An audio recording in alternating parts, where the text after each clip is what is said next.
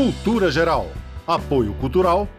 Faculdades Milton Campos. Venha ser referência. Estude com quem já é. Instituto Santa Terezinha. Ensinando com qualidade.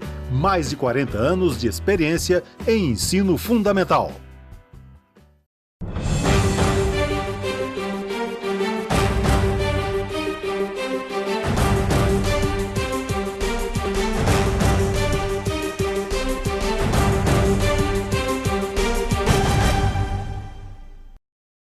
Muito boa tarde, começando agora mais um programa Cultura Geral.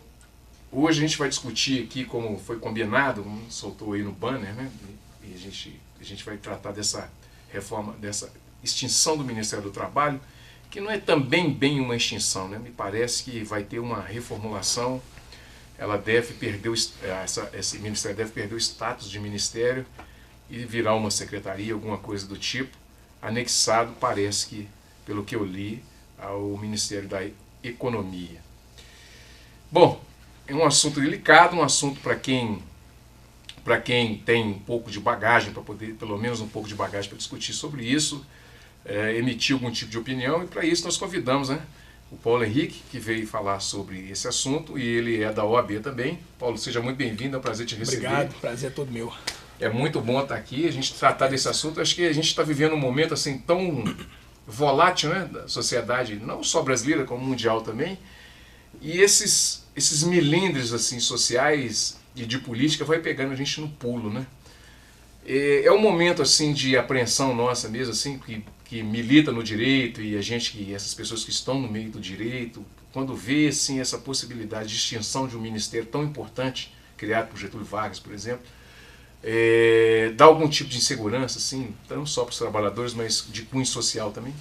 Sim, primeiramente, boa tarde, pessoal que está nos assistindo em casa, né, Betão, agradecer mais uma vez a oportunidade, é um prazer, bom, né, vir bater um papo aqui com você, sempre muito agradável. Bom, o que acontece? O Ministério do Trabalho, ele está hoje com 88 anos, inclusive ele está próximo de fazer aniversário, foi criado no dia 26 de novembro de 1930, por Getúlio Vargas. A época da criação foi, na verdade, uma manobra do Getúlio para conter alguns movimentos sociais, para tentar regular e talvez até controlar os sindicatos, certo? E de lá para cá, ele sempre existiu como um ministério que busca mediar a relação entre o capital e o trabalho. Por quê? Porque essa tensão, ela existe, ela é real. O empresário, ele sempre quer produzir mais com custo menor. E o trabalhador, por sua vez, ele quer receber o maior salário ou a maior retribuição pelo trabalho dele. E nessa tensão é que entra o Ministério Público para tentar, o Ministério do Trabalho, para tentar pacificar essa situação. Hoje o Ministério do Trabalho ele tem duas atribuições principais. Uma é fiscalizar o trabalho, ou seja, fiscalizar aí as condições de ambiente de trabalho, de segurança do trabalho, verificar se de fato a CLT é cumprida, né, se o empresário está cumprindo e pagando todos os direitos sociais. E, por outro lado, formular políticas públicas de desenvolvimento e incentivo ao emprego.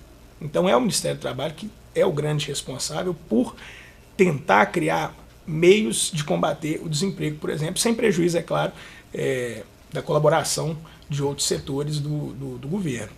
Então a perda do status de ministério significa o quê? Significa pulverizar essas atribuições entre ministérios que talvez tenham outras preocupações maiores. Por exemplo, o presidente eleito ainda não disse onde ele vai alocar ou o Ministério do Trabalho todo, ou entre quais ministérios ele vai dividir as atribuições. Existem conversas no sentido de que uma parte vai para a economia, uma parte vai para a indústria e comércio, uma parte poderia ir para o planejamento, a fiscalização talvez poderia ficar a cargo do Ministério da Justiça. Então, veja que esses ministérios eles têm outras atribuições e entregar essas atribuições do Ministério do Trabalho para eles pode ser relegar a um segundo plano essas atribuições. Então, tem se dito muito recentemente que todo mundo vai perder com o fim do Ministério do Trabalho. Por quê? Os trabalhadores vão perder porque vai haver menos fiscalização, ou seja, uma garantia preventiva de cumprimento dos deveres sociais vai deixar de existir. Com isso, o próprio empresário perde, porque vai haver uma concorrência desleal entre o empresário que é cumpridor da lei, da legislação trabalhista, e o que não é, porque o que não é vai deixar de ser fiscalizado, e aí vai estar, em tese, levando vantagem sobre aquele que cumpre, ou talvez vai parar de fazer sentido cumprir a legislação trabalhista, já que não tem quem fiscalize, e isso tudo vai desaguar onde? No Poder Judiciário.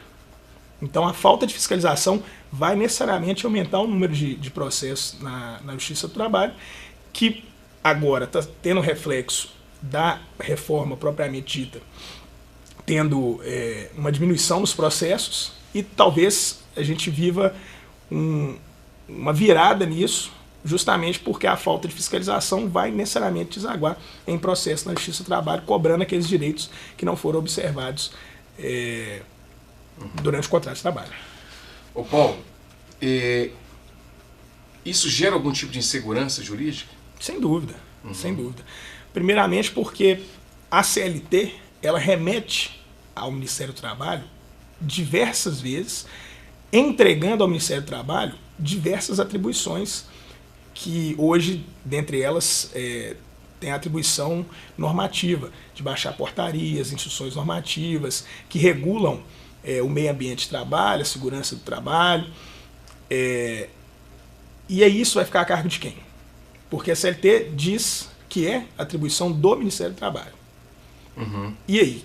Quem será o responsável por manter essas instruções normativas, essas portarias atualizadas? São portarias, instruções normativas de uso diário no nosso trabalho, porque são elas que especificam, por exemplo, o que é considerado uma atividade insalubre ou perigosa, mais do que a própria generalidade da CLT.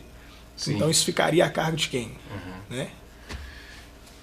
Qual é a relação que a gente pode estabelecer entre o Ministério do Trabalho e a Justiça do Trabalho? Olha, na verdade é uma relação de complementação, porque o Ministério do Trabalho, como eu disse agora há pouco, ele faz o trabalho preventivo, ele fiscaliza, ou seja, em tese, se houvesse a capacidade efetiva de fiscalizar todos os estabelecimentos comerciais, industriais no país, talvez o número de ações trabalhistas seria menor. Por quê? Porque ele de fato fiscaliza, né, muitos até clientes meus que às vezes estão sem assinatura de carteira, chega um fiscal do Ministério do Trabalho, impõe a multa, obriga o empregador a assinar a carteira, que é o direito mais básico do trabalhador, verifica as condições, se os trabalhadores estão usando equipamento de proteção, se o meio ambiente de trabalho está adequado, se não está, o Ministério do Trabalho vem e obriga o empregador a adequar o estabelecimento dele às normas trabalhistas. E só no caso de não ser observado e talvez passar por uma fiscalização, é que isso deságua na Justiça do Trabalho.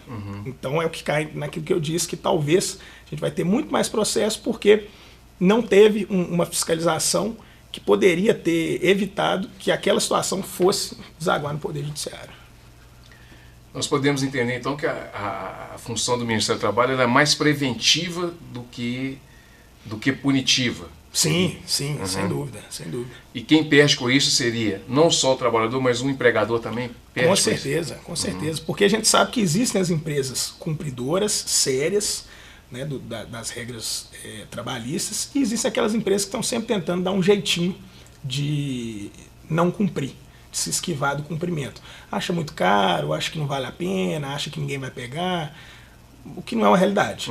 Porque a conta sempre acaba saindo mais cara para quem não paga, porque uma hora vai ter que pagar. E não é o custo do trabalhador que onera o produto ou o serviço. Na verdade, existem muitas outras variáveis aí no meio. Outras relações econômicas, sim, né? Sem dúvida, sem dúvida. Até poderia, sim, citar que até a própria carga tributária e a complexidade, ou seja, além do valor que se paga, o valor que se paga também acessoriamente para conseguir se cumprir com todas as obrigações tributárias, que são muitas e são complexas. Talvez essa seja a variável que mais impacte no valor final do produto ou do serviço. Então, o empregador que cumpre a legislação trabalhista vai ficar prejudicado, porque não vai ter quem fiscalize o que não cumpre. Aquele que não cumpre. E por outro lado, aquele que não cumpre vai ser penalizado diretamente pelo judiciário, seria isso? Sim, sem dúvida, porque o trabalhador que se sentir lesado, ele necessariamente vai buscar o poder judiciário, inevitavelmente. Mas no momento que a gente vive hoje, que é um momento muito interessante, de uma conscientização progressiva e ampla de direitos, então sempre não existe mais aquela pessoa que não tem nem noção do que tem direito. Né? Então o trabalhador ele sempre vai buscar por meio do sindicato, ou vai buscar por meio de um advogado particular, mas ele não vai deixar de buscar. Você falou do sindicato. Qual é a fragilização que tem da relação do trabalhador, sindicato, com o termo, com essa extinção do Ministério do Trabalho? Interfere nos sindicatos também? Interfere porque os sindicatos, eles, apesar deles não terem que se sujeitar a uma autorização estatal para funcionar, eles têm que se manter formalizados e aí cumprir alguns requisitos para existir perante o Ministério do Trabalho. As próprias convenções coletivas são registradas no Ministério do Trabalho, que dá uma chancela de validade maior para elas, que ficam disponíveis, inclusive, na internet, para acesso de qualquer trabalhador, para acesso de qualquer julgador, qualquer advogado, dando uma publicidade maior. Então, eu acredito que aí a gente teria que ver para onde que vai essa gestão dos sindicatos. E aí, como eu disse também no começo, se vai virar uma secretaria ou um puxadinho de algum ministério, fica relegado a um segundo plano e, na verdade, é uma tendência que a gente já vem vivendo, né? De desmantelar as entidades sindicais para enfraquecer os trabalhadores. E, com isso, se conseguir cada vez mais retirar direitos do trabalhador na lógica equivocada de que o que aumenta o custo do produto e do serviço do empresário é o custo do trabalhador. Ô Paulo, eu queria te fazer uma pergunta, porque quando a gente está sempre discutindo esses assuntos, sempre vem na cabeça das pessoas aquilo que tem sido até falado por algumas pessoas, na internet você acha muito, que fala o seguinte: por que o trabalhador brasileiro precisa de uma legislação trabalhista quando muitos saem daqui para trabalhar nos Estados Unidos e não tem direito nenhum? Isso nós ouvimos falar até em campanha eleitoral. Sim. Qual é essa diferença, se a gente consegue fazer essa diferenciação? Por que as pessoas relativizam esse tipo de assunto? Porque eu imagino o seguinte: a gente tem aqui, vamos colocar um corpo aí de 80 milhões de trabalhadores, né? Nem 1% disso sai daqui migrando, né, para outro país para trabalhar sem direito nenhum. A gente consegue fazer essa correlação? Por que aqui a gente tem uma legislação protetiva e lá fora não tem? Na verdade, o primeiro mito que a gente tem que destruir é o de que existem países que não têm proteção trabalhista. Existem países que, de fato, não têm uma justiça do trabalho autônoma, o que não significa dizer que não existe jurisdição trabalhista. Talvez ela é feita por um juiz que também tem atribuições cíveis, por exemplo, mas ela existe. E em qualquer país existe um arcabouço mínimo de direitos trabalhistas, ou de garantias trabalhistas, para se garantir um trabalho digno, né, com o mínimo de dignidade mesmo? Um mínimo existencial para o trabalhador. Mas, de fato, existe uma diferença, posso dizer assim, cultural, de que a nossa herança escravagista nunca deu muito valor para o trabalho. O trabalho sempre foi visto como algo de escravo, algo que não era nobre. Né? Exato. E por isso não se dá, ou melhor, se dá mais valor a bens do que ao próprio trabalho. Então aqui a gente sempre teve essa intenção, como a gente foi acostumado a não remunerar o trabalho, então a gente sempre teve a intenção de pagar o mínimo possível. Ao contrário, por exemplo, do que acontece nos Estados Unidos, que a cultura deles, até o modo de colonização, sempre foi com vistas a incentivar o empreendedorismo, por exemplo, né? Ou, digamos, mais um pouco do que aqui. Isso... Até com questão dos bancos de fomento, né, ao empreendedorismo, sim, né? Sim. Isso não quer dizer que lá não tenha jurisdição trabalhista. Lá tem limite de horas, os seus estados normalmente têm uma espécie de salário mínimo que tem que ser pago, tem que ser observada as regras de proteção individual contra o trabalho perigoso, o trabalho insalubre, isso tudo existe, né? Agora, aqui cria-se esse discurso fantasioso, porque de fato existe não sei se eu posso chamar de revanchismo contra a Justiça do Trabalho.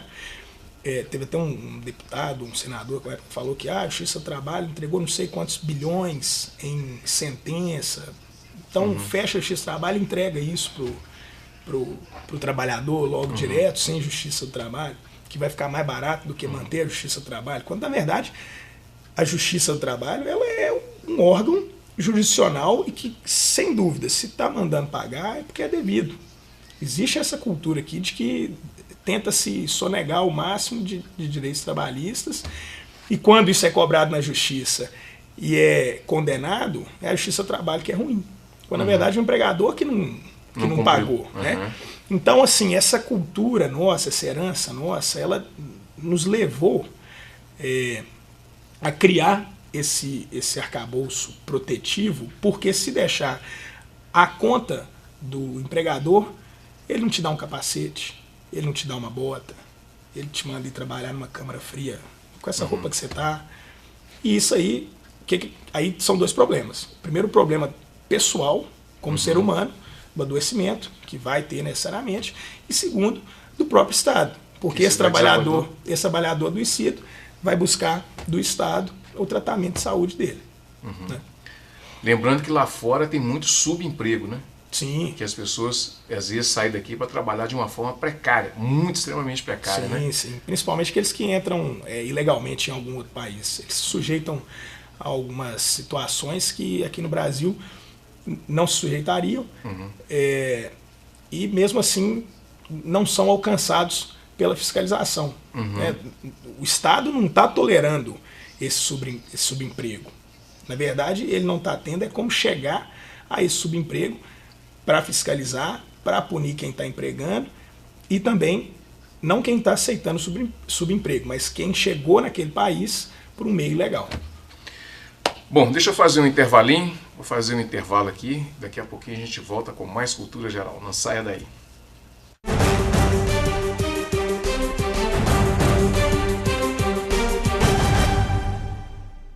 Cultura Geral. Apoio Cultural. Faculdades Milton Campos. Venha ser referência. Estude com quem já é. Instituto Santa Terezinha. Ensinando com qualidade. Mais de 40 anos de experiência em ensino fundamental. Canal Cidadão. Nova Lima e você. Voltar aos estudos é uma oportunidade importante, seja para adquirir conhecimento ou mesmo para ter mais oportunidades no mercado de trabalho. É por isso que a Prefeitura investe no programa Educação de Jovens e Adultos, uma modalidade de ensino que abrange todos os níveis da educação básica e é destinada a jovens a partir de 15 anos e adultos que não deram continuidade a seus estudos ou não tiveram acesso ao ensino fundamental e médio na idade adequada.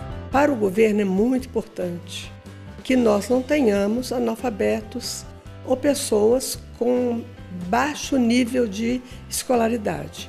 Mas para a população, para a pessoa que tem pouco nível de escolaridade ou que é analfabeto ou semi-analfabeto, é muito mais importante. A gente sonha que o novalimense tenha condição muito boa de vida. Essa condição melhora muito quando a gente estuda.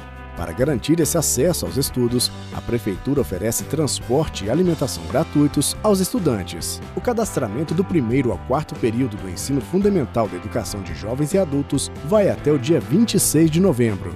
Os interessados podem se inscrever na Secretaria Municipal de Educação, na Rua Resende, número 80, Centro, ou na Regional Noroeste, Rua Cannon, número 95, Jardim Canadá.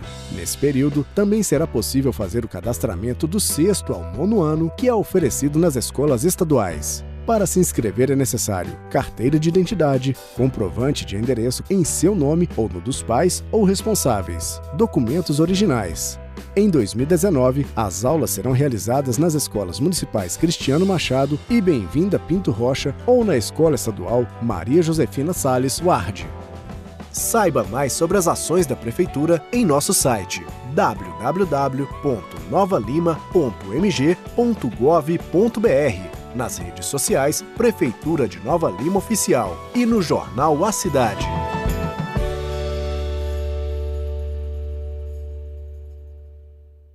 Cultura Geral. Apoio Cultural. Faculdades Milton Campos. Venha ser referência. Estude com quem já é. Instituto Santa Terezinha. Ensinando com qualidade. Mais de 40 anos de experiência em ensino fundamental.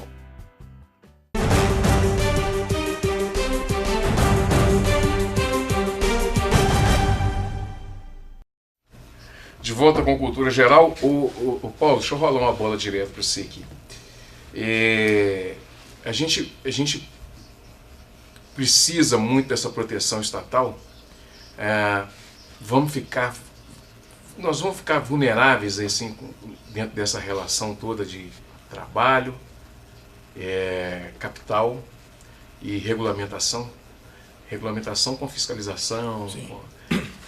E uma coisa interessante que eu estava falando no início, que por lado do empreendedor, e nós não tocamos nesse assunto, que o Ministério do Trabalho, para ele também, para o empreendedor também, é uma segurança que às vezes ele não tem controle daquilo.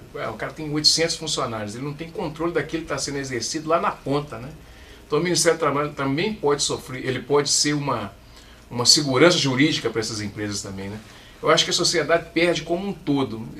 Nós estamos por aí mesmo nesse... Na verdade a gente está vivendo uma tendência que ela não é só do Brasil. Uma tendência de boa parte do mundo, que é nesse sentido de precarizar direitos trabalhistas. E aqui a gente começou com primeira aprovação da terceirização irrestrita. Então hoje qualquer atividade pode ser terceirizada, ou seja, uma empresa hoje pode existir sem um funcionário, por mais que ela precise de 100 funcionários, ela mesma pode não ter nenhum, serem todos terceirizados. Depois veio a reforma, né, todas as alterações da CLT, e agora o fim desse Ministério do Trabalho com a vilanização do próprio Ministério do Trabalho, que seria um órgão de proteção exacerbada ao trabalhador. Então, nessa tendência, na verdade, e aí a história ela é feita desses altos e baixos, ciclos, a gente está vivendo esse momento em que o trabalhador está ficando muito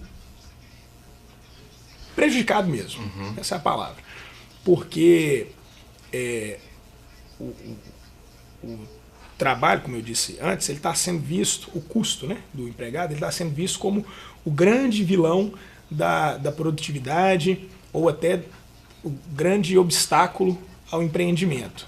Que aí é como se o empresário pensasse, vou abrir uma empresa, mas como que eu vou pagar o funcionário? O funcionário é muito caro, o funcionário tem um salário, tem um FGTS, tem um INSS, tem uma convenção coletiva que prevê um abono, que prevê um piso, uma insalubridade, uma periculosidade, eu preciso dele mais horas, hora extra, eu preciso que ele trabalhe no domingo, eu tenho que pagar mais. Na verdade, não é isso. Não é isso. Está se fazendo alguém pagar a conta que não é responsável por essa conta, né? Mas é uma tendência, né? Tanto aqui no Brasil eu vejo que boa parte, se não toda a reforma, vai ser chancelada como constitucional pelo STF, assim como está sendo lá fora, justamente porque esse é um movimento contra o qual a gente não consegue se opor enquanto instituições, né? A vontade do povo, entre aspas, que está sendo representado pelos legisladores, está sendo essa. O Supremo Tribunal está chancelando né, como chancelou a terceirização, vai chancelar outras regras e outras flexibilizações que são objeto de questionamento de constitucionalidade. E aí a gente vai ter que aprender a viver nessa situação. Como que a gente vai viver nessa situação? Na verdade, aí a gente precisa olhar para frente, ver as coisas acontecerem e, assim, também trazer à luz as demagogias do discurso. Porque a reforma fez 1 ano, agora é dia 11, hoje é 12, né? Então fez 1 ano ontem, né, que está em vigor, e não gerou os empregos que era previsto ser gerado. De fato, diminuiu a quantidade de processos trabalhistas com relação a 1 ano atrás, mas não gerou empregos, porque não é lei que gera emprego. Não adianta, pode tirar todos os direitos trabalhistas, que isso não vai gerar emprego da noite para o dia. O que gera emprego são as políticas de empregos, incentivo à abertura de novos postos de trabalho, de novas empresas, e não só tirar o custo. Isso aí é mais uma prova de que não é o custo do trabalhador que impede alguém de abrir uma empresa ou de abrir mais postos de trabalho. O Paulo, como é que a OAB e a OAB jovem, né, ela se insere nesse contexto e nessa dinâmica dessa discussão? Bom, a OAB ela é constitucionalmente a defensora da cidadania. E a partir do momento em que nós vemos um ataque à cidadania, porque a retirada de direitos trabalhistas é necessariamente um ataque à cidadania desses trabalhadores, a OAB ela tem, né, o dever de combater tudo aquilo que seja prejudicial ao trabalhador. Né? Então, e aí a própria OAB Jovem, até porque os jovens, de uma maneira geral, têm um pouco mais de dificuldade de se inserir no mercado de trabalho, porque o primeiro emprego não tem experiência, e aí a vaga cobra uma experiência, então você não tem experiência, eu vou te pagar menos, ou então não vou te contratar, ou então vou te contratar para uma função... Você até tem a formação para receber, igual muitas vezes eu vejo, tem a formação para receber como engenheiro, mas eu vou te colocar como um auxiliar aqui, técnico, para poder pagar 1/3 do salário, já que você não tem experiência, né? Então você vai pegando uma experiência, mas essa experiência, formalmente, ela não está contando, porque você não está exercendo formalmente como engenheiro, apesar de estar fazendo todo o trabalho de engenheiro, só não está assinando como engenheiro. Então, assim, a gente tem que abrir o olho para esse tipo de situação, porque, apesar de ser um movimento, posso dizer, internacional, a gente tem uma Constituição que tem que ser respeitada, em absoluto. Por exemplo, o ministro da Economia está dizendo que vai ter uma carteira verde e amarela. Então você vai ter 2 carteiras de trabalho. A azul, que é a carteira com toda a proteção seletista, previdenciária, e a verde e amarela, na qual, segundo ele, você não tem direitos trabalhistas. O presidente eleito já disse que, na verdade, vão ser garantidos os direitos trabalhistas previstos na Constituição. Férias, 13º. E você vai entregar essa escolha, essa possibilidade de escolha, para um jovem que nunca trabalhou na vida, talvez não tenha uma ampla consciência do que são os direitos trabalhistas, talvez passa a vida toda ouvindo esse discurso de que é muito caro manter um empregado com todas as garantias da CLT, e vai buscar um emprego, assim, no afã de ser empregado, optar por essa carteira verde e amarela, que eu considero absolutamente constitucional, mas se eventualmente virar a ser uma realidade, ele vai ter que conviver com ela. Ou seja, ele vai optar por essa carteira verde e amarela sem condições plenas de ter podido optar pela carteira tradicional. E o que a gente tem que fazer então? Tem que fazer, no mínimo, um trabalho de conscientização da importância dos direitos trabalhistas, da importância da previdência social tradicional, né, do INSS, porque aqui na verde e amarela está se querendo instituir... Mas não é inconstitucional isso não, porque a própria Constituição, ela já não garante todos os direitos trabalhistas? Sim, eu considero inconstitucional. Considero inconstitucional, mas isso pode vir pode ser por emenda, né? E pode vir a funcionar talvez por um tempo, até que isso seja questionado e seja repelido pelo Poder Judiciário. Mas é uma realidade que está muito próxima, porque a virada de ano já está aí e esse futuro ministro da Economia já falou nessa carteira verde e amarela diversas vezes. Eu estou até ansioso para ver como que isso vai ser na prática, porque existe um princípio do direito do trabalho que é o princípio da irrenunciabilidade dos direitos trabalhistas. Ou seja, por princípio, o trabalhador não pode abrir mão dos direitos trabalhistas dele. E é daí que parte a inconstitucionalidade dessa carteira verde e amarela. Como que você, antes sequer de trabalhar, já está abrindo mão de tudo aquilo que a lei te garante. Né? Seria uma supervalorização do negociado sobre o legislado, que é absolutamente prejudicial e inconstitucional. A gente pode ter esperança? Não, sem dúvida, sem dúvida. Sem dúvida. Na verdade, às vezes a gente fica um pouco ansioso porque a gente está vivendo essa situação com muita intensidade e às vezes a vida da gente é muito curta, então a gente não consegue, talvez assim, de imediato avaliar uma quadra histórica maior. Mas isso é um movimento que vai passar, sem dúvida nenhuma, porque se você analisar pode colocar desde a existência do Ministério do Trabalho para cá, desde 1930 para cá, a proteção do indivíduo enquanto trabalhador e enquanto pessoa, ela só vem aumentando. Ela passa, de fato, por alguns momentos em que existe uma diminuição, mas isso é compensado mais à frente. Porque a tendência é sempre, digamos assim, melhorar. Né?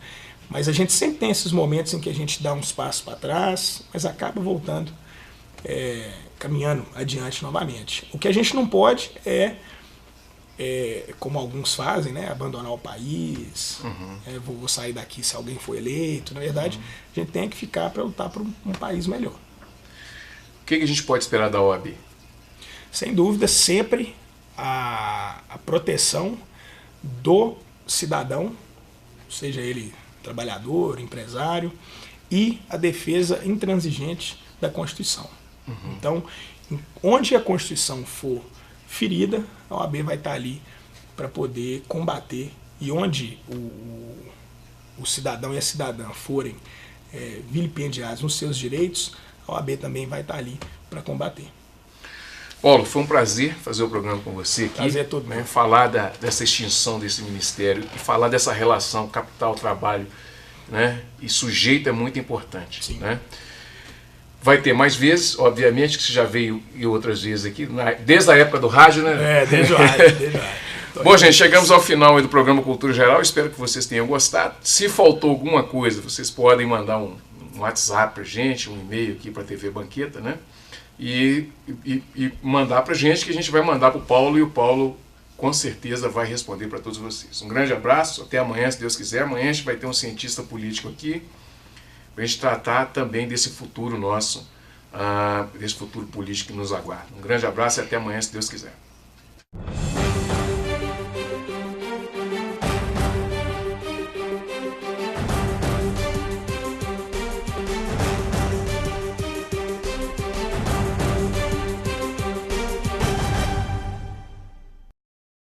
Cultura Geral. Apoio Cultural. Faculdades Milton Campos. Venha ser referência. Estude com quem já é. Instituto Santa Terezinha. Ensinando com qualidade. Mais de 40 anos de experiência em ensino fundamental.